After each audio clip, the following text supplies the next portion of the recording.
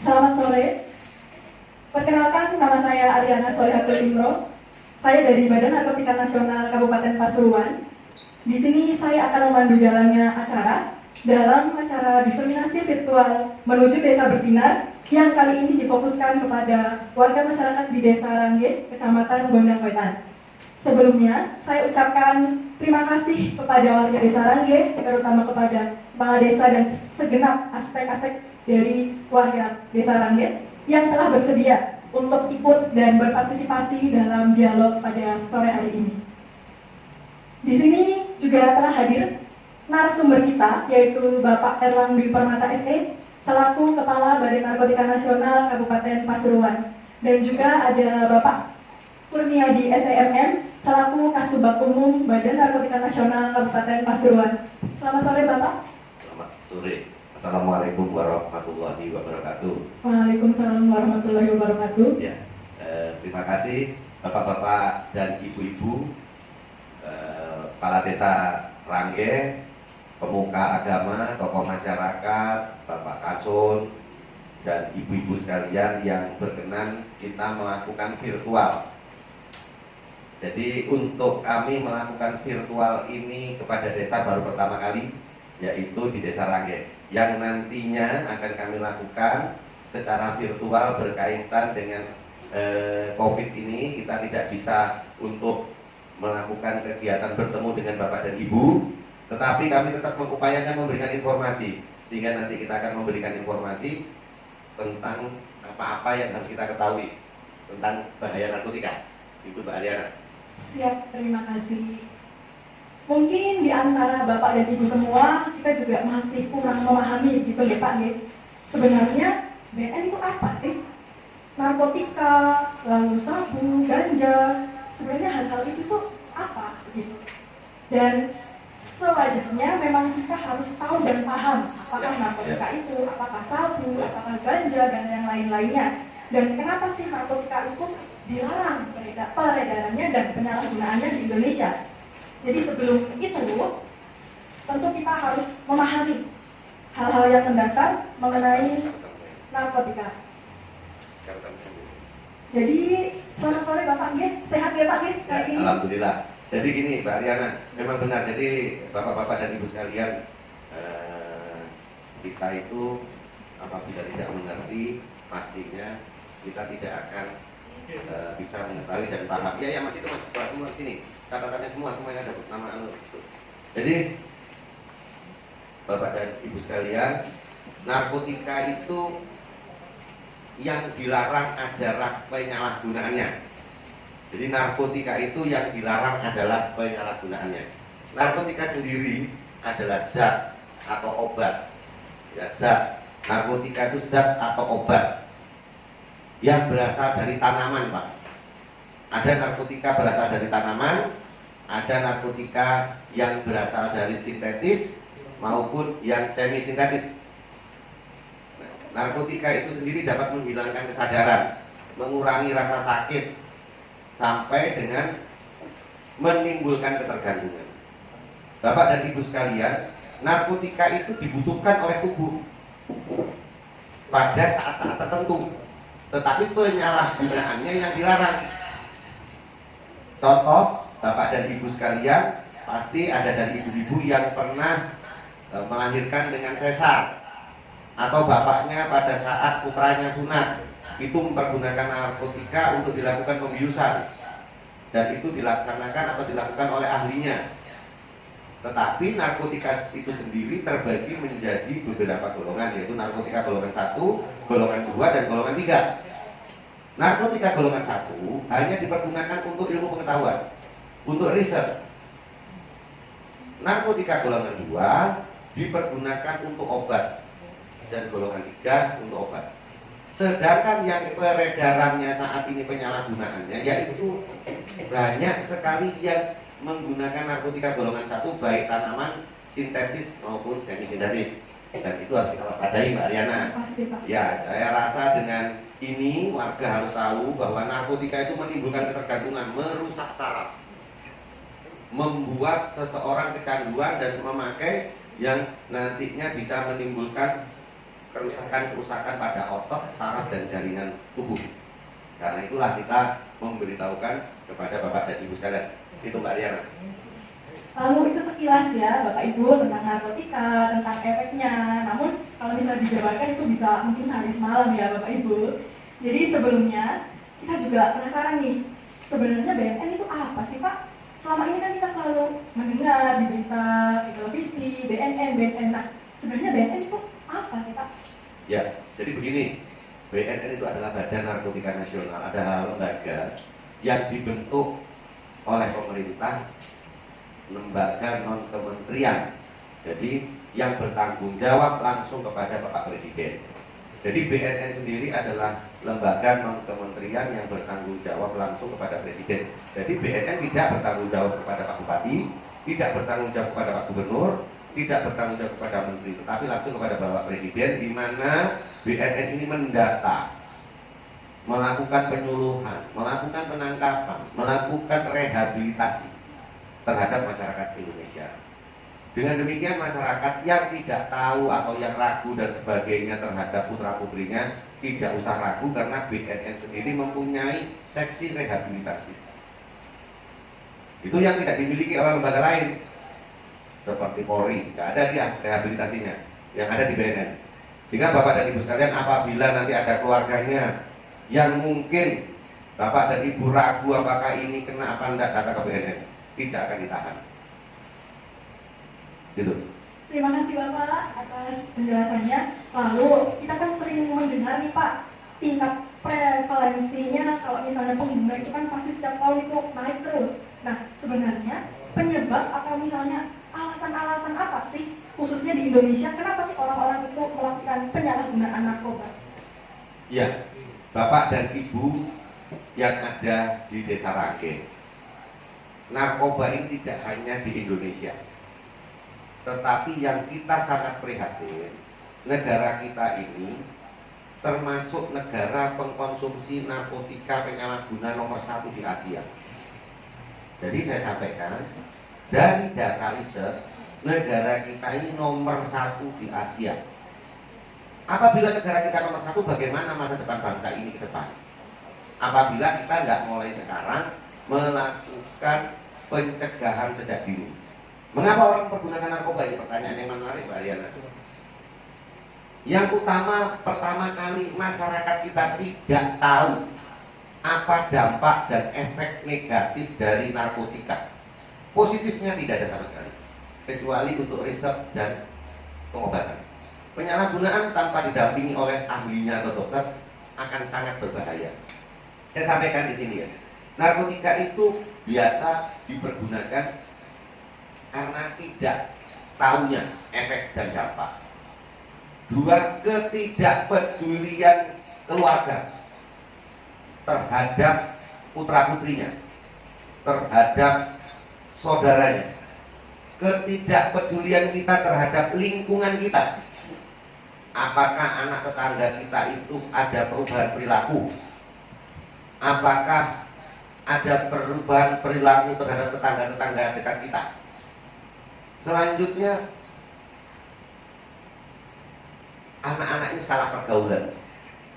Mereka berteman dengan orang-orang yang memang tidak memiliki pekerjaan, tidak memiliki masa depan, atau mungkin yang nganggur tetapi tidak mempunyai kegiatan positif. Nganggur tapi mempunyai kegiatan positif tidak apa-apa, mungkin belum diterima bekerja, tetapi harus ada kegiatan positif yang dilakukan. Biasanya seperti itu, Mbak. Jadi biasanya itu satu karena ketidaktahuan, ketidakpedulian, baik itu keluarga, tetangga, dan lingkungan. Itu. Ya. Terima kasih Bapak. Lalu dalam menjalankan tugasnya, BNN kan punya beberapa delegasi, terutama di wilayah kabupaten dan kota. Untuk BNN Kapasuruan sendiri ya, kapankah tepatnya BNN Kapasuruan secara resmi berdiri, Pak? Ya, jadi Bapak dan Ibu sekalian, bersyukur bahwa pemerintah Kabupaten Pasuruan ini saat tahun 2017, jadi bulan Mei. Jadi Provinsi Jawa Timur ini jumlah kabupaten dan kotanya 30 berapa Bapak-bapak? 30 berapa? 30 lebih ya, 34 atau 36 kabupaten dan kota. tetapi jumlah BNN di Provinsi Jawa Timur ini hanya 17. Nah, dengan adanya BNN di Kabupaten Pasuruan, di mana Kabupaten Probolinggo tidak ada, Kota Probolinggo tidak ada, Kota Pasuruan tidak ada BNNK-nya, mereka datang ke tempat kami untuk menanyakannya. Nah, bagi warga Kabupaten Pasuruan sendiri rugi apabila tidak bertanya, tidak berkomunikasi. Mari kita berkomunikasi sehingga bisa terwujud sinergitas untuk membuat desa dari bapak-bapak dan ibu sekalian tidak ada penyalahgunaannya. Apakah itu dilakukan oleh BNN? Tidak bisa. Kita harus bersama. Jadi Pak Kepala Desa, Bapak Kasur, Bapak RT, tokoh masyarakat, tokoh agama, pemuda yang harus bersama-sama untuk menciptakan wilayah desa Bapak untuk terhindar dari penyalahgunaannya. Nanti kami berikan waktu untuk menanyakan dan bagaimana caranya, Pak. Bagaimana cara untuk desa Ranggeh bisa tidak ada penyalahgunaan. Dan terus-menerus kita lakukan asistensi. Dengan webinar seperti ini juga, dengan grup WA, dengan kami mungkin juga bisa datang ke sana, Bapak bisa datang ke sini perwakilan. Ini kita lakukan terus-menerus sepanjang tahun ini.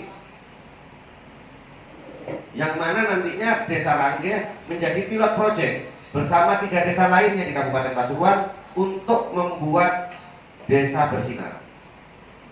Sehingga nanti desa-desa lain mencontoh hal-hal apa yang harus dilakukan oleh masyarakatnya agar terhindar dari penyalahgunaan. Kuncinya, Mbak Ariana, kuncinya adalah satu, kemauan bersama.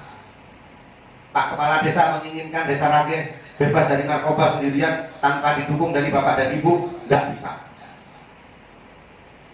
Bapak dan Ibu tanpa didukung sama yang lainnya, nggak bisa. Jadi untuk mewujudkan Desa Ranggeh menjadi desa bersinar adalah kemauan bersama dan strategi yang jitu. Itu ya, namanya orang kepingin terhindar dari strategi. Sepak bola kita bolak-balik kalah karena kalah strategi. Nah, kita harus membuat strategi yang jitu untuk mengalahkan pengedar. Jadi, dialog webinar kita sekarang Bisa juga. dengar nggak? Bisa didengar nggak? Suaranya bisa didengar. Mohon maaf, Bapak Ibu bisa dengar ya? Masih bisa dengar suara saya ya? Kalau masih bisa dengar, tolong acungkan jempol kanan ke kamera. Mantap. Jadi dialog webinar Masih pertama. dengar ya? Ya. Saya khawatir kalau nggak dengar karena memang ada sinyal-sinyal yang mungkin susah di sana. Ya, Tanpa sinyalnya tertangkap. ya kurang baik ya. Jadi webinar kita pada kali ini juga merupakan langkah besar ya Pak ya, Ya. langkah awal dari Desa Ranggeh dan tidak hanya kepala desanya, jadi warganya juga ikut turut serta dan ikut berpartisipasi. Itu merupakan suatu langkah yang berani menurut saya Ya, gitu. ini pertanyaan Mbak. Oke. Kita lanjutkan pertanyaannya. Lalu begini Pak, di televisi atau media sosial, BNN dan polisi seringkali melakukan penangkapan Ya. Betul. terhadap kurir dan bandar narkoba. Ya. Bahkan kita tidak tidak langka itu menemukan adanya penyalahguna yang juga itu ditangkap. Ya, betul. Nah, sebenarnya dari pandangan BNN itu, ketika kita menangkap penyalahguna, Ya. itu harus kita lakukan penangkapan atau harus kita lakukan rehabilitasi, Pak? Ya, ini pertanyaan yang bagus. Pasti bapak-bapak sering bertanya, kenapa kok nggak direhab? Kenapa kok ditangkap? Kenapa dan sebagainya ya. Jadi gini, memang narkotika sesuai dengan Undang-Undang Nomor 39 tahun Nomor 35 tahun 2009. Narkotika itu adalah barang yang apabila dimiliki, dikuasai, itu ada ancaman hukumannya atau ancaman pidananya. Jadi sesuai dengan pasal 111 itu apabila narkotikanya jenis alami, ganja, magic mushroom dan sebagainya, itu nanti ada ancaman pidananya di pasal 111. Tetapi apabila narkotika itu dimiliki, dikuasai, digunakan narkotika jenis semi sintetis maupun sintetis, ancamannya di 112. Apabila mengedarkan di 114. Ancaman hukumannya minimal 4 tahun. Pertanyaannya tadi Mbak Ariana, lebih baik direhab atau ditahan? Yang saya sampaikan kepada bapak-bapak dan ibu, apabila menduga atau melihat adanya indikasi dari putra-putrinya yang mengalami perubahan, misalnya emosional tinggi, tidur yang tidak ada waktunya, bangun yang 2 hari bisa kuat, itu kan tidak secara umum terjadi kepada manusia. Silahkan dikomunikasikan dengan kami. Pertama kali kita lakukan tes urin, sehingga nggak ada bisa bohong sebelum ditangkap. Karena apabila sudah ada penangkapan, maka kasusnya berbeda.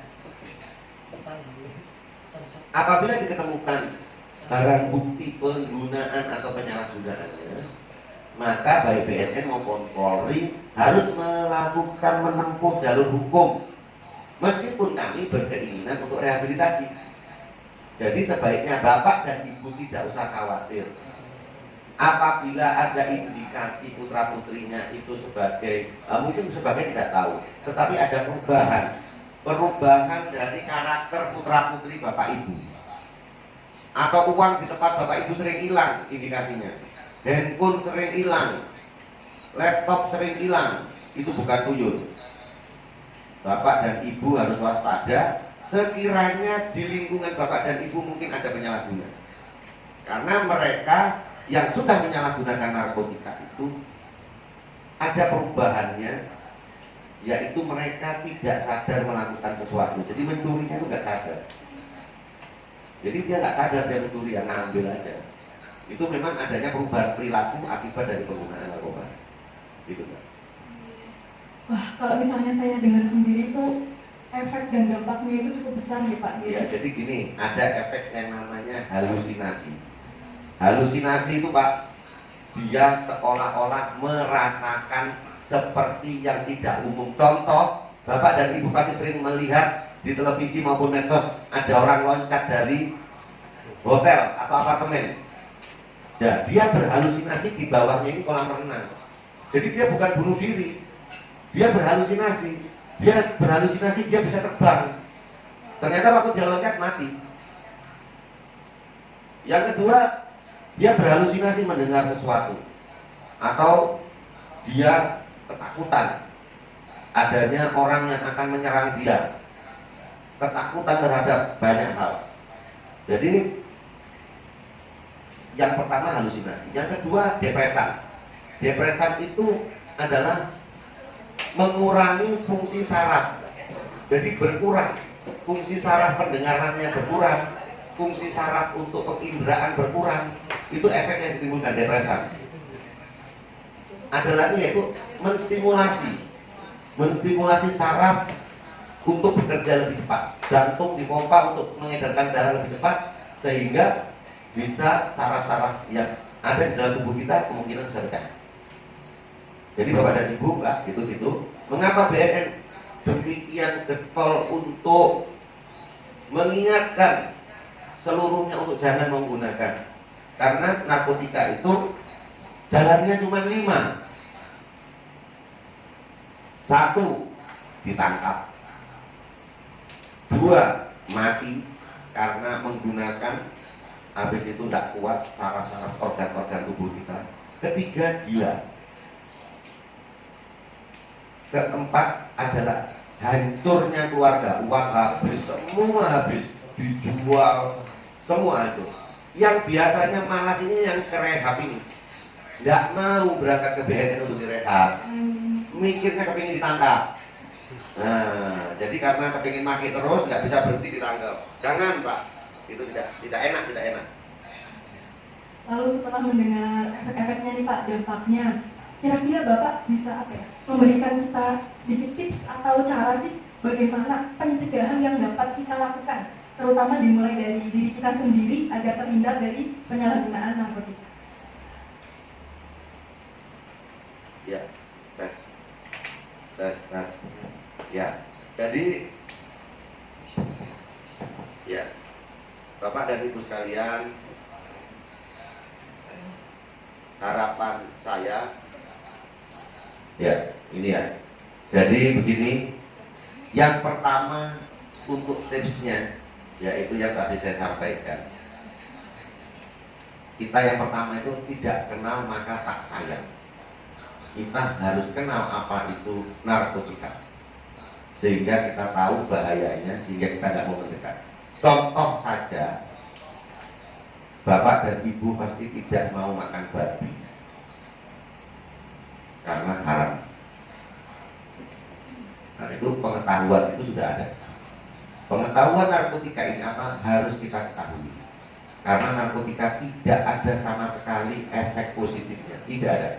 Semuanya merusak. Jadi yang pertama itu harus tahu apa itu narkotika, apa itu dampaknya, sehingga kita nggak mau mendekat. Yang kedua harus ada kemauan bersama. Kemauan sendiri-sendiri nggak bisa. Kepedulian untuk mengetahui keluarga dan lingkungan. Setelah itu strategi. Ya nanti kalau strategi itu nanti kita buka dulu mungkin Mbak ya. Setelah ini pertanyaan dari warga desa Rangge, sehingga waktunya mungkin lebih banyak kita lakukan tanya jawab. Nanti kita lanjutkan lagi Mbak Ariana untuk season yang kedua ya. Kita lakukan pertanyaan dulu. Ya pertanyaan dulu aja supaya tidak membosankan. Kita langsung ke sesi pertanyaan di termin pertama. Langsung dijawab atau langsung apa? 3 pertanyaan. Iya. Nggak dari itu langsung. Ya. Mana yang pertanyaannya ya? Ya, langsung pertanyaannya ya. Langsung aja semua jawab. Jadi untuk termin pertama ini saya bacakan 3 penanya dulu dan pertanyaannya ya Bapak dan Ibu. Jadi pertanyaan pertama ini dari Bapak Muhammad Taufik ya. Taufik ya dari Pak Kepala Desa. Tolong dijelaskan jenis-jenis narkoba itu ada berapa dan jenisnya apa saja. Tadi sudah dijelaskan ya mungkin lebih mendalam. Dan pertanyaan kedua, bagaimana cara BNNK Pasuruan dapat menurunkan penyalahgunaan narkoba di Kabupaten Pasuruan? Ini pertanyaan dari Eri. Lalu untuk pertanyaan ketiga, kenapa narkoba identik dengan anak muda? Wah, pertanyaan bagus ini Pak. Dan bagaimana cara pencegahannya? Ini pertanyaan dari Bapak Anas Ridwan. Ini untuk pertanyaannya, saya langsung serahkan agar Pak Elang langsung menjawabnya. Lalu untuk pertanyaan lainnya, nanti akan dilakukan di sesi kedua. Apa yang pertama tadi? Dari Pak Igi Rangge. Ya, apa pertanyaannya, Mbak? Tolong dijelaskan jenis-jenis narkoba ada berapa dan jenisnya apa saja? Ya ini begini Pak Igi.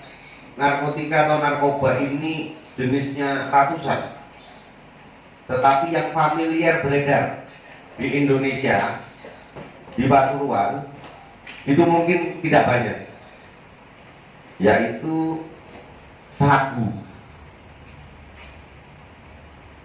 ganja, ekstasi.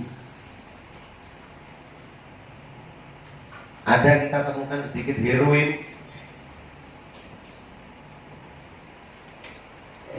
Dan yang paling familiar adalah diketemukan di sini adalah sabu. Ganja nomor 2. Itu yang jenis narkotika. Tetapi jenis narkotika sendiri banyak. Nanti saya kirim datanya saja. Karena bisa dilihat di sini datanya banyak sekali nih. Bisa dilihat ini. Pak, kalau ditunjukkan ke kamera, itu datanya banyak sekali. Itu ada berapa ratus tuh. Dan narkotika itu berkembang terus.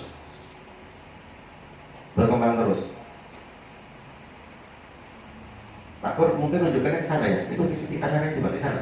Kameranya di mana? Oh ini ya. Ya, itu. Sehingga banyak sekali. Terus pertanyaan selanjutnya? Bagaimana cara BNNK Pasuruan dapat menurunkan penyalahgunaan narkoba Ya. khususnya daerah Pasuruan? Ya, jadi begini. Kami melakukan komunikasi dengan berbagai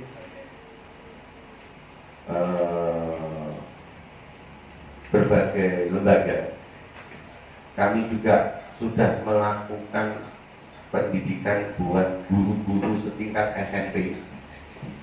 Seluruh Kabupaten Pasuruan sudah kami latih untuk menyampaikan bahaya narkotika, apa dampak-dampaknya, dan mengapa kok tidak boleh disalahgunakan. Kami juga melakukan razia, kami melakukan penyuluhan di desa-desa, kami juga melakukan kerjasama dengan pemerintah daerah dan organisasi-organisasi lain. Khusus untuk ke depan, kami ingin membuat Kabupaten Pasuruan ini bersih narkoba dari desanya, sehingga dari yang terkecil, dari keluarga, RT, RW, naik ke dusun, desa, kecamatan, sehingga apabila semua dusun di Kabupaten Pasuruan ini bisa terhindar, maka Pasuruan bisa bersih narkoba. Contoh begini Pak RT, rencana kami adalah satu, kami mempunyai strategi untuk menciptakan desa. Tetapi apabila tadi pertanyaannya bagaimana membuat Pasuruan, yang utama adalah keinginan bersama dulu. Keinginan bersama itu kita wujudkan dengan hal seperti ini dari seluruh masyarakat yang ada di desa Rangge. Ayo kita bersama-sama kita wujudkan. Bagaimana Pak RT bisa memiliki data. Jadi, bentar, dimulai dari satu keluarga dulu.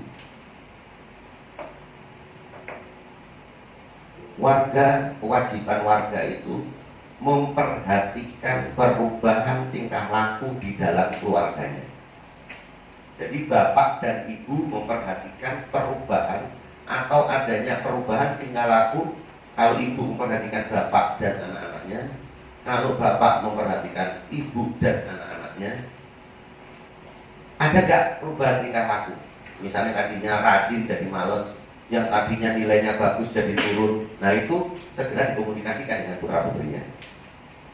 Setelah itu untuk RT, Bapak RT harus memiliki data dari warganya, yaitu yang diupdate. Data itu pasti ada dari Pak RT. Tolong diupdate lagi setiap bulannya mengenai jumlah penduduknya itu, yang laki-laki berapa, umur berapa, terus apakah pekerjaannya. Nah, yang laki dan perempuan ini umur berapa, pekerjaannya itu bisa dicek. Ini petani, pedagang, PNS. Kalau pedagang itu dia pedagang apa? Itu mendata Pak RT. Kalau yang belum bekerja itu tadi putus sekolah apa, bagaimana? Apakah belum bekerja, memang barusan lulus? Nah, terus yang sekolah ini juga didata, sekolah SD, SMP, SMA. Yang bekerja di luar kota bagaimana? Dari data inilah nanti kita bisa mengetahui adanya kerawanan masing-masing RT yang dikumpulkan kepada kasur. Nanti kami bekerja samanya di situ. Bapak RT setelah memiliki data yang terupdate, Bapak tahu warga itu warga yang tinggal di situ asli atau pendatang. Kalau yang pendatang pekerjaannya apa, yang asli pekerjaannya apa, yang belum bekerja bagaimana. Setelah dikumpulkan nanti akhirnya kita, ya ini masih panjang Pak Kepala Desa. Kalau ini bisa saya teruskan, nanti yang lain, nanti ada strategi yang akan kita lakukan, yaitu kita secara bertahap. Yang utama dulu pendataan, di samping yang paling utama adalah tadi, adalah kepedulian seorang bapak dan ibu terhadap lingkungannya. Apakah bapak dan ibu pernah kecurian? Apakah sering ada kehilangan di rumahnya? Itu yang dasar dulu. Dasar dulu adalah adanya perubahan atau tidak adanya perubahan tingkah laku di dalam keluarga. Tidak mungkin mau mempergunakan narkoba apabila berada di keluarga yang harmonis. Tidak mungkin narkotika itu bisa tembus apabila keluarga itu ada komunikasi yang baik, ada keterbukaan, ketidaktakutan, dan pengertian di antara keluarga itu. Ketidakpedulian di dalam keluarga itulah yang menyebabkan salah satu daripada anggota keluarga itu menjadi penyalahguna. Misalnya bapaknya terlalu sibuk bekerja mencari uang, ibunya juga mungkin juga mencari uang, sehingga putra putrinya hanya dikasih uang. Padahal bukan itu. Harus ada komunikasi yang baik tercipta antara bapak, ibu, dan anak-anaknya. Sehingga apa yang menjadi pertanyaan putra putrinya itu nanti yang menjawab bapak dan ibu. Karena mereka ini biasanya pergaulannya yang salah. Mereka tidak tahu saja sebenarnya anak-anak kita itu. Bertanya kepada temannya, temannya salah jawab. Atau temannya orang nggak benar. Gitu, Mbak Ariana. Pertanyaan selanjutnya apa? Langsung aja. Kenapa Kalau mas ini mic-nya kok nggak hidup? Yang satu ini aja, yang pakai ini aja. Udah, biar aja. Ya. Kenapa narkoba identik dengan anak muda dan bagaimana cara pencegahannya? Dari Bapak Anas Rifat. Pak Anas, pertanyaannya bagus sekali Pak Anas. Mengapa anak muda itu identik untuk disasar oleh bandar?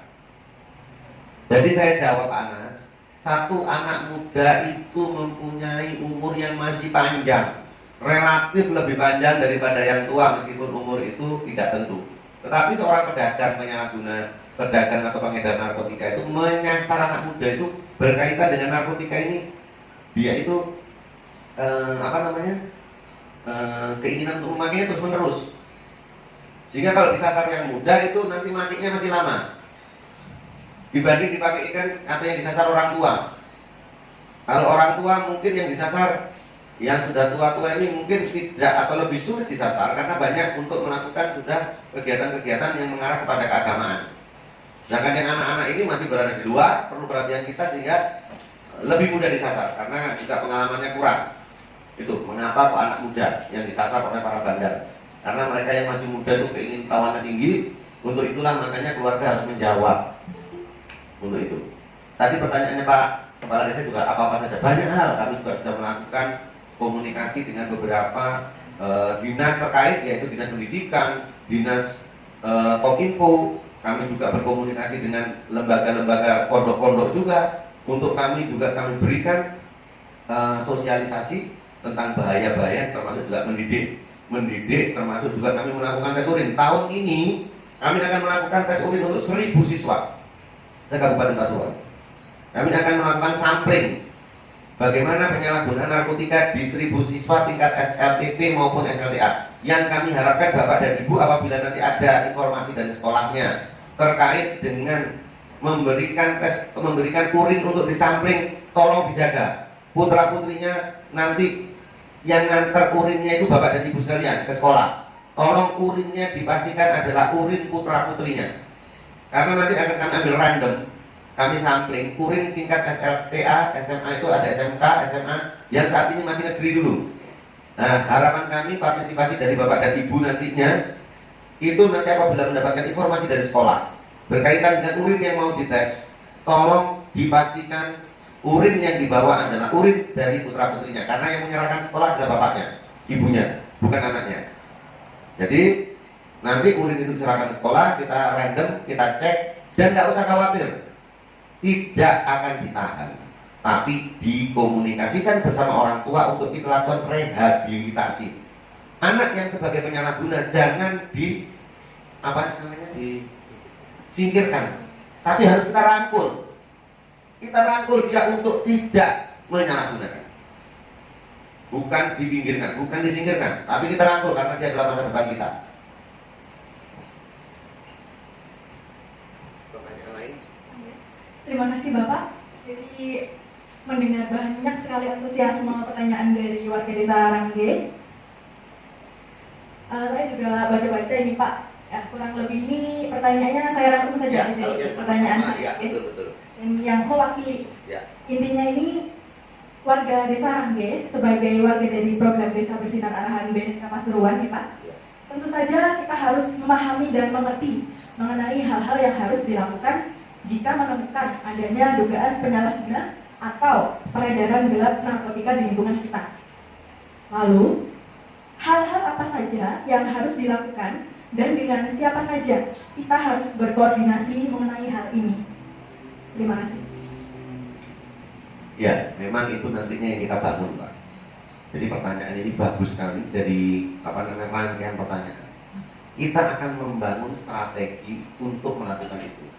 Yang tadi saya sampaikan tadi, setiap keluarga itu wajib untuk peduli terhadap keluarganya dulu. Kepedulian, tingkat kepedulian ini harus tinggi. Kepedulian terhadap anak dan lingkungan terdekat. Jadi anak dan lingkungan terdekat ini kita tingkatkan kepedulian kita. Apakah ada tetangga kita yang tidak bekerja, tapi tamunya banyak, orangnya gonta-ganti, tapi bentuknya seperti kurir misalnya. Bapak menduga tetangga Bapak adalah kurir narkoba atau gudang daripada kurir-kurir. Nah, ini masyarakat yang tahu. Jangan sampai polisi yang jauh di sana tahu, Bapak sebagai tetangganya nggak tahu. Atau mungkin BNN yang jauh tahu, Bapak sebagai tetangganya nggak tahu. Itu adalah bentuk dari kekurang pedulian kita terhadap lingkungan kita. Karena apabila ada mereka, dia bisa meracunin anak kita. Dia bisa meracunin keluarga kita. Mengajak anak kita mungkin sebagai kurir. Mengajak keluarga kita menjadi kurir kalau misalnya mereka adalah jaringan. Caranya bagaimana? Kepedulian itu tadi. Dari yang Bapak ketahui tadi, Bapak salurkan dari tingkat RT ke RW, RW ke kasur, kasur ke kepala desa. Itu nanti menyampaikan ke kami. Dari sini saya berkeinginan untuk langsung terbuka kita datangi yang bersangkutan. Kamu bekerjanya apa? Kok tamumu banyak? Kok ganti-ganti? Kok mencurigakan bentuk tamumu? Loh Bapak dari mana tahunya? Ya enggak apa-apa, saya mau tanya, saya dari BNN. Saya datang ke sini bersama perangkat desa. Saya datang ke sini bersama dengan pemuda sini. Saya menginginkan, kami menginginkan Desa Rangge tidak ada sama sekali kurir atau jaringan narkoba di sini. Oh enggak Pak, saya ini jualan online. Apa jualan online-nya? Ini loh. Oh jualan online. Kita semua tahu. Berarti kepikiran kita tentang dia narkoba terjawab apa tidak? Terjawab. Seandainya dia iya, ya saya tangkap. Seandainya bukan, hati Bapak jadi puas. Rupanya tetangga Bapak bukan penyalahguna, bukan pengedar, bukan bandar. Kalau misalnya itu ternyata saudara baik, Pak jangan ditangkap, ya gak apa-apa. Wis mandek kok, ojo dodol maneh, minggato, berhenti, sadar. Kalau kamu masih di sini masih bergerak, sekali lagi saya tangkap. Buat surat pernyataan.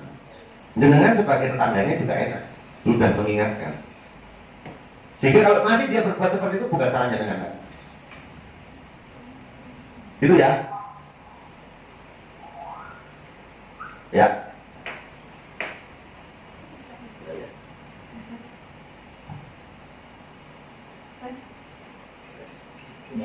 Mengingat waktunya sudah habis sebenarnya ini Pak.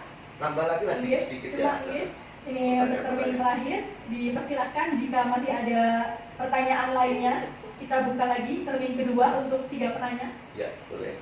Langsung saya bacakan. Langsung komunikasi aja, langsung bicara aja, langsung lewat live bicara.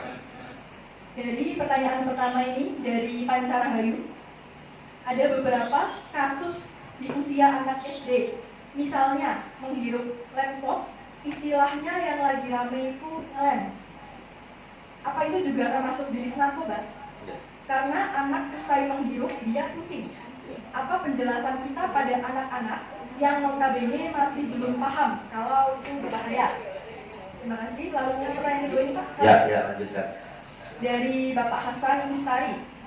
Kami sering ngopi di warkop dan ketemu orang-orang yang profesi supir kirim barang di waktu malam hari. Dan dia sering doping. Doping ini minum obat sejenis narkoba. Mereka kok mudah sekali mendapatkannya. Mohon pencerahannya. Salam Kang Hasan, salam koordinasi. Terima kasih Pak, untuk sementara ini baru 2. Ya. Jika ada yang lain. Jadi pertanyaan dari Bu siapa tadi yang lem ya? Ya, Jadi ini Bu Panca, lem itu termasuk zat adiktif. Nah, kenapa anak-anak kita ini suka ke lem? Kita jangan mengatakan atau kita mengatakan tidak boleh dan sebagainya. Tetapi komunikasi yang tidak ada. Contoh begini, seorang anak dengan dia merasa bising, dia merasa tidak nyaman di sebuah lingkungan, dia tidak merasa nyaman terhadap sesuatu, setelah itu tidak ada komunikasi yang baik dengan orang tua atau dengan lingkungan, mereka ini bertanya-tanya kepada temannya, saya tidak bisa tidur. Ini kasuistis yang langsung kami dapatkan. Jadi ini saya sampaikan kepada bapak dan ibu. Seorang anak nggak mungkin tiba-tiba mencium lem. Ya satu diawali dari iseng ada. Jadi seperti tip X, spidol, lem itu bukan narkotika, tapi zat adiktif yang bisa membuat dia kecanduan. Zat adiktif itu termasuk juga kopi pak, teh itu zat adiktif. Kita makainya terus menerus, merasa nyaman. Tetapi apabila lem, setelah itu spidol dan sebagainya itu berbahaya karena nanti meracuni itu. Nah, anak-anak kita setelah kita beritahu bahwa ini tidak baik dan sebagainya, itu kita tanyakan apa trigger atau pemicu dia mati. Triggernya apa? Kalau cuma coba-coba mudah, tetapi biasanya yang pernah saya dapatkan adalah mereka nggak bisa tidur. Ada mereka yang masuk di pondok itu bukan karena keinginannya, tapi terpaksa oleh orang tua. Dia ada berada dari keluarga yang mampu, dari keluarga cukup, kaget berada di pondok yang tidurnya bareng. Nah ini orang tuanya harusnya memberikan pemahaman dulu. Nanti kalau di pondok ada perubahan, mungkin kamu nanti bersama dengan teman-temanmu yang lain. Jadi pada saat kamu di sana nanti kamu harus bisa merubah kebiasaannya. Seorang anak yang tiba-tiba kaget sampai di pondok rame tidak bisa tidur. Terus habis itu dia bilang, dikasih tahu sama temannya ini ada pil. Buat seorang anak yang tidak mengerti, tanya sama temannya, pilnya apa? Diminum saja, nanti bisa tidur. Di sekolah juga gitu. Pelajaran terlalu banyak buat pusing, tanya PR tidak bisa dikerjakan, mau tanya orang tua yang nggak ngerti. Temannya tanya, terus mau pil aja ditambah spread. Wis iki kok ngeluh, pusing bisa tidur. Nah, kita harus buka akarnya. Kenapa mereka pakai? Mereka pakai karena mereka punya masalah yang tidak ada keterbukaan pemecahan masalah tersebut. Sehingga jawabannya, komunikasi di dalam keluarga itu penting. Seorang anak yang punya masalah, dia tidak ada solusi untuk menanyakannya karena mungkin orang tuanya jauh atau orang tuanya mungkin tidak memberikan penjelasan karena kurang mengerti. Dia bertanya di tempat yang salah. Untuk itu mungkin ada guru, pengasuh pondok dan sebagainya di sini atau mungkin orang tua. Apabila menemukan hal seperti itu, ditanyakan Pak.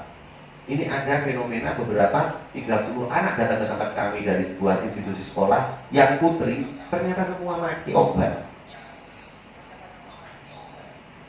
Ternyata begitu kami cari akarnya, mereka ini banyak permasalahan pekerjaan atau PR atau mata pelajaran yang nggak bisa.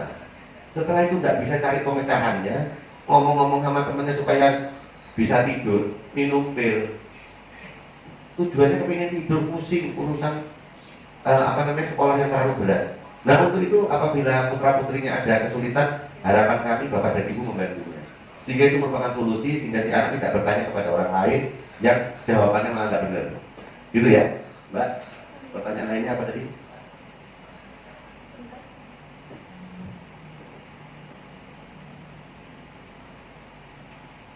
Ini yang kedua nih Bapak ya. Kami sering ngopi di warkop dan ketemu orang-orang yang profesi sopir kirim barang di waktu malam hari dan dia sering doping, minum obat sejenis narkoba. Mereka kok mudah sekali ya mendapatkannya. Mohon pencerahannya. Salam Kang Hasan, salam koordinasi.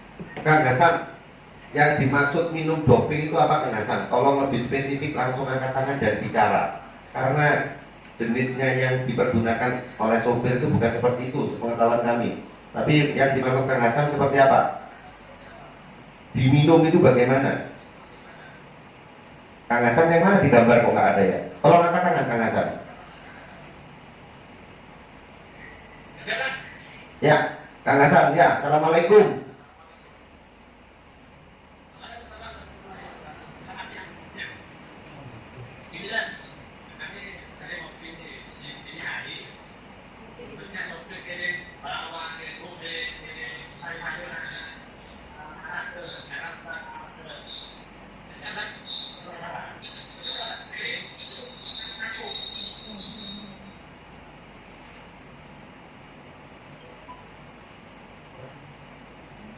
Sepertinya ada kendala.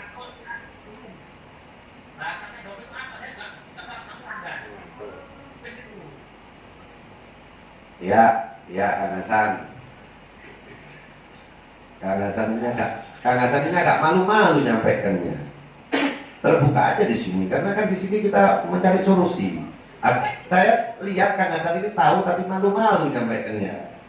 Gimana? Yang jelas memang karena kekurangtahuannya dia tentang dampak dari narkotika itu, sopir-sopir ini menganggap sabu ini adalah obat kuat. Kang Hasan, sopir-sopir ini, nelayan-nelayan ini menerima informasi yang salah bahwa sabu itu bisa untuk membuat orang nggak ngantuk. Nah, sebenarnya bukan buat nggak ngantuk, tapi saraf yang mengatakan dia ngantuk itu putus.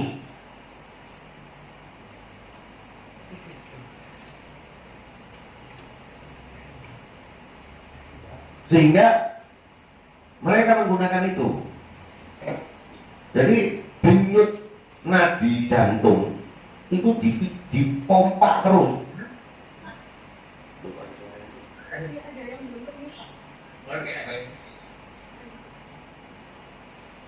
Ya, jadi para sopir nelayan itu sebenarnya tujuan atau keinginannya itu mendapatkan badan yang sehat, yang kuat, sanggup mengirim barang tepat waktu sehingga memperoleh penghasilan. Tetapi bangsa ini harus diberikan pendidikan bahwa memaksakan badan dengan mempergunakan zat yang terlarang itu merusak, dan harus diberitahu bahwa zat itu menghancurkan badan. Kalau misalnya pertanyaannya kok mudah didapatkan, mudah jelas tidak. Tetapi jaringan itu atau orang-orang itu bisa mendapatkan karena dia merupakan dari jaringan itu. Kalau orang lain nggak bisa dapat, Kang siapa tadi? Kang Hasan. Yang bisa dapat ya mereka itu. Coba Kang Hasan beli kalau bisa dapat. Nggak bisa. Yang bisa beli ya mereka jaringan-jaringan itu. Tetapi kita harus memberikan pencerahan kepada mereka. Bahaya. Jangan pakai. Bukan kuat, tapi saraf yang mengatakan harus tidurnya itu putus. Jadi kalau tahu jam beker, kalau jam bekernya putus itu kira-kira jamnya itu ada yang bisa bangun kan enggak? Kan enggak bisa. Seperti itu. Kalau badan kita sarafnya udah putus ya kita nggak terasa. Dia ngantuk tapi nggak terasa namanya putus. Tahu-taunya mati gitu aja. Itu ya Kang Hasan ya.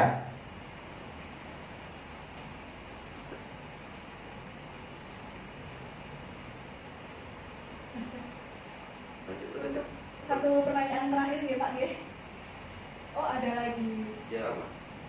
Nggak apa-apa, sebelum maghrib nggak apa-apa. Siap. Jadi pertanyaan selanjutnya satu dulu nih Pak Nggih. Ya saya juga ada. Ya. Nggih. Dari Bapak Setia Bagus. Bagaimana cara kerja narkoba di dalam tubuh? Wah bagus ini Pak, belum dibahas juga sebelumnya. Jadi begini, kita ini bicara harapan saya membuat desa Rangge itu menjadi desa yang kuat. Desa Rangge adalah desa yang siap. Saya mau bertanya dulu, tadi sudah banyak yang bertanya. Tolong dijawab satu persatu. Apakah sepakat jenengan-jenengan ini membuat desa Rangge untuk bersih narkoba? Tolong dijawab dulu di masing-masing handphonenya. Sepakat enggak kita bersama-sama untuk membuat desa Rangge ini tidak ada penyalahgunanya? Karena kalau kita yang orang 30 ini enggak sepakat, bagaimana kita bisa? Karena untuk membuat desa Rangge ini menjadi desa yang bersih, satu adalah kita harus mengetahui dulu, ya, mengetahui dampak dan bahayanya. Terus mempunyai keinginan bersama dulu. Loh kalau di antara jenengan ada yang tidak, nanti saya jelasin dulu bahayanya. Mungkin Pak saya nggak berkeinginan, nanti saya jelasin bahayanya. Tapi saya minta tolong dulu dijawab, angkat tangan.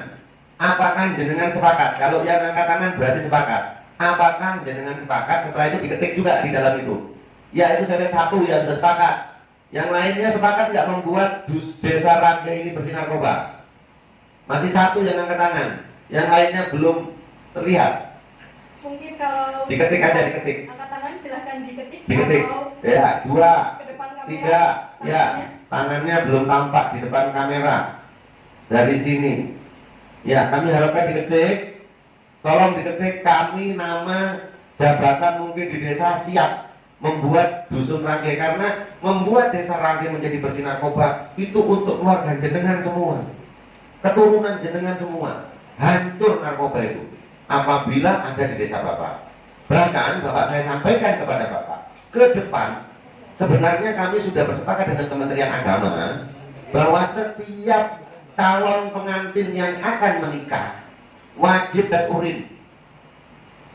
Setiap calon pengantin yang akan menikah wajib tes urin. Tujuannya bukan tidak boleh nikah setelah kena narkoba, tetapi pasangan atau calon pasangan hidupnya mengetahui calonnya ini dulu pengguna apa enggak.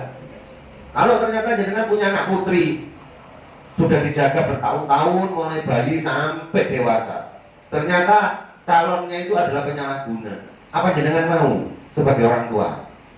Pasti tidak mau. Demikian juga yang punya anak putra, karena cintanya nggak tahu calon pasangannya itu apa mau jenengan? Kalau ternyata calon menantu jenengan yang putri itu penyalahguna, pasti juga nggak mau. Nah, saya mengharapkan nantinya, saya sudah komunikasi dengan Bapak Kepala Kementerian Agama Kabupaten Pasuruan, Pak siapa itu? Pak Kur? Bukan. Ya, saya sudah bicara sama beliau. Beliau juga sepakat, kami sudah tanda tangan MOU untuk itu, bahwa nanti ke depan seluruh calon pengantin itu kita tes urin. Tujuannya Pak, ternyata positif, calon pasangannya tahu mau diteruskan monggo. Tapi sudah tahu loh ya, ini nanti pemakai loh ya. Jangan tiba-tiba kalau ditahan jadi janda. Karena apa? Kalau ketangkep 8 tahun, 4 tahun, 12 tahun menyesal. Tapi kalau dari awal sudah tahu ada risiko masih lanjut terus, ya monggo. Bukan berarti nggak boleh nikah, tapi memberikan perlindungan kepada orang tua untuk anak-anaknya, sehingga orang tua tahu bahwa calon menantunya itu nanti kualitasnya seperti apa, apakah dia penyalahguna atau tidak. Itu adalah perlindungan yang diberikan oleh BNN bersama Kementerian Agama. Jadi gitu, monggo. Kok nggak ada yang jawab siap, cuma 1, 2, 3. Tolong diketik. Ya, alhamdulillah mulai banyak yang ketik setuju. Kalau misalnya lebih dari separuh, syukur-syukur semua. Saya Pak Ketua BPD. Setuju belum dia? Setuju Pak. Oh, setuju ya. Terus Pak Koha setuju ya? Siap ya. Terus Pak Bagus ya. Pak siapa itu? Ada Ibu Tati. Bu Tati gimana? Ketua PKK. Ya, baik. Ini Ketua PKK ini saya sangat memohon kerjasama dengan PKK, karena bapak-bapaknya mungkin bekerja. Ibu-ibu PKK kapan dikumpulkan? Nanti kami sosialisasi secara seperti ini. Pakai TV, nanti kumpul mungkin orang berapa, di mana, atau pakai handphone sendiri-sendiri. Ibu PKK mau tanya, mungkin dari kelompok pengajian, mungkin dari Fatayat, atau dari Muslimat, atau mungkin dari Aisyah, atau mungkin dari manapun, berkomunikasi kami, karena ibu-ibu lah di situ yang menjadi tulang punggung keberhasilan desa Rangge untuk bersih narkoba. Ini pertanyaan sudah saya tahu. Ya, 1 pertanyaan ya. Setelah itu kita lanjutkan pertanyaan komunikasi selanjutnya lewat WA. Jadi akan saya bacakan pertanyaan terakhir nih. Untuk pertanyaan lainnya silahkan untuk ditanyakan di WA group atau melalui Ya, Instagram kami ya, Instagram. atau nomor telepon kami yang nanti akan diberitahukan oleh admin. Untuk pertanyaan terakhir nih Pak Dit, ini dari Bapak Derajat Suhartono. Mohon izin hanya masukan. Oh, ini masukan. Yeah. Banyak warga yang tidak tahu tentang narkoba, bahaya narkoba dan lainnya. Masukan saya, alangkah baiknya dari BNN memberikan edaran himbauan kepada warga tentang bahaya dari narkoba dan juga jenis-jenis narkoba. Terima kasih. Ya, langsung saya jawab saja, karena saat ini kita lagi pandemi dari COVID-19. Saya akan memberikan data bahayanya lewat grup. di situ ada dampak, di situ nanti ada jenis-jenis narkotika, di situ bagaimana orang mengetahui tentang ciri-ciri pemakai, ciri-ciri penyalahguna. Nanti akan kami berikan ke grup Bapak. Beberapa saat lagi setelah kami edit, 1 minggu kemudian, nanti akan kami berikan ke Bapak. Dari grup Bapak itu edarkan ke tetangga, edarkan ke saudara, sehingga saat ini tidak memungkinkan kita untuk bertemu. Tetapi bukan kita tetap bisa berkomunikasi. Kita juga masih bisa untuk mencari ilmu. Informasi tetap kita berikan melalui jejaring ini, dengan baik itu WA maupun seperti ini. Bapak dan Ibu sekalian, kalau misalnya penyampaian Bapak seperti itu akan kami sambut. Setelah ini kami akan memberikan data tentang bagaimana dan apa itu narkotika di WA Group, sehingga bisa diteruskan. Bapak juga bisa melihat di Instagram kami. Nanti kami masukkan Instagram, buka di Instagram itu, Bapak buka, setelah itu Bapak teruskan ke keluarga. Jadi gitu ya. Siap, terima kasih Bapak. Dan ini untuk pertanyaan terakhir mungkin akan diberikan nanti ya Pak, karena pertanyaannya terkait dengan jenis-jenis selain ganja. Mungkin ini terkait dengan golongan narkotika jenis tanaman. Jadi ingin mengetahui jenis-jenis lain apa sajakah selain ganja yang termasuk golongan 1 tanaman. Begitu guys. Nanti akan diberikan materinya. Nanti akan diberikan materi secara jelasnya di WA Group ya, untuk komunikasi di sana. Lalu tanpa terasa kita sudah sampai di penghujung acara. Saya mengucapkan terima kasih Bapak, terima kasih banyak. Ya, terima kasih juga kami ucapkan untuk ini Bapak dan Ibu warga Desa Rangge atas kerjasamanya ya Mbak Ariana. Mbak Ariana juga terima kasih Pak Pur, Pak Kasuba, itu untuk harapan kami warga Desa Rangge komunikasi ini terus berjalan. Semoga saya harap setelah pembahasan ini setidaknya wawasan kita dapat lebih bertambah dan kita juga lebih dapat memahami mengenai bahaya dari penyalahgunaan narkotika, sehingga kita semua dapat terhindar dari penyalahgunaannya. Ya. Lalu sebelum melakukan penutupan, alangkah baiknya kita mendengarkan closing statement dari narasumber. Kepada Pak Erlang, saya silakan.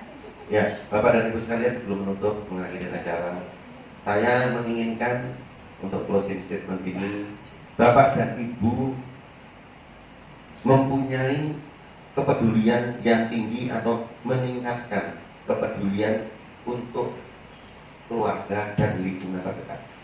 Melihat apakah ada perubahan perilaku di lingkungan terdekat Bapak dan Ibu. Disitulah sebetulnya benang merahnya. Kepedulian terhadap keluarga dan tetangga terdekat. Adakah perubahan perilaku dari keluarga kita dan tetangga terdekat? Nah, setelah itu tidak ada salahnya untuk disampaikan secara santun. Demikian Bapak dan Ibu yang dapat kami sampaikan. Mbak Ariana, Pak Kurniadi, Ketua Umum, saya terima kasih banyak. Sama-sama Bapak. Ya, assalamualaikum warahmatullahi wabarakatuh.